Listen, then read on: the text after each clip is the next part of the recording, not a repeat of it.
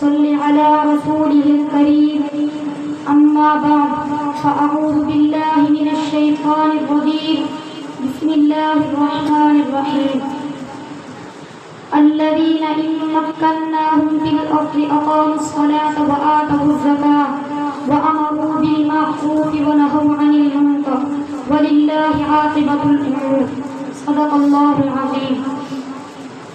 تیری بنیادوں میں ہے لاکھوں شہیدوں کا لہو، تیری بنیادوں میں ہے لاکھوں شہیدوں کا لہو، ہم تیرے گنجے دو عالم سے گرا پاتے ہیں. قابل قدر اساتذہ کرام اور میرے ہم مکتب ساتھیوں، السلام علیکم ورحمۃ اللہ وبرکاتہ.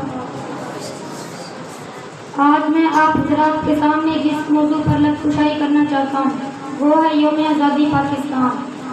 آج 14 اگست ہے، آزادی کا دن. یہ دن ہمیں یاد دلاتا ہے ان عظیم قربانیوں کی جو ہمارے بڑوں نے دی تھی تاکہ ہم ایک آزاد ملک میں سانس لے سکیں. لہذا آج 14 اگست کا دن ہمارے لیے صرف آزادی کا دن ہی نہیں بلکہ احتساب کا دن بھی ہے، کیونکہ ہم نے آزادی کو حاصل کر لی ہے. لیکن غور کرنے کا مقام یہ ہے کہ کیا یہ وہی آزادی ہے جس کا خواب ہمارے بزرگوں نے دیکھا تھا؟ کیا یہ وہی آزادی ہے جس کے لیے ہمارے بڑوں کو بے پناہ مشکلات اور جدوجہد کا سامنا کرنا پڑا؟ ہمیں اپنے وطن عزیز کی قدر کرنی چاہیے کیونکہ یہ بہت ہی گرا قدر قربانیوں کے بعد وجود میں آیا. آزادی ایک لازوال دولت ہے. ہمیں چاہیے کہ ہم اپنے ملک میں اسلامی نظام قائم کریں، ملکی روایات و ثقافت کو فروغ دیں اور غیروں کے طریقے اور عادات کو چھوڑ دیں اور خالصتاً اسلام اور قرآن کے احکام کے مطابق اپنی زندگیوں کو ڈال سکیں. تبھی ہم ایک کامیاب قوم کے طور پر ابھر سکیں گے اور خوشحال اور ترقی یافتہ پاکستان کا خواب پورا ہو سکے گا.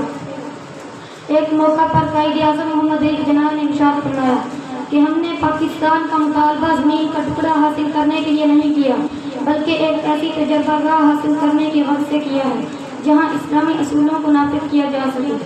بقول شاعر، افراد کے ہاتھوں میں ہے اقوام کی تقدیر، افراد کے ہاتھوں میں ہے اقوام کی تقدیر، ہر فرد ہے ملت کے مقدر کا ستارہ.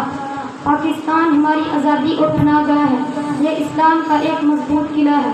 پاکستان نہ صرف اس خطے کے مسلمانوں کا واحد سہارا ہے بلکہ یہ پورے عالم اسلام کے لیے ایک قومی بازو اور مضبوط چٹان ہے.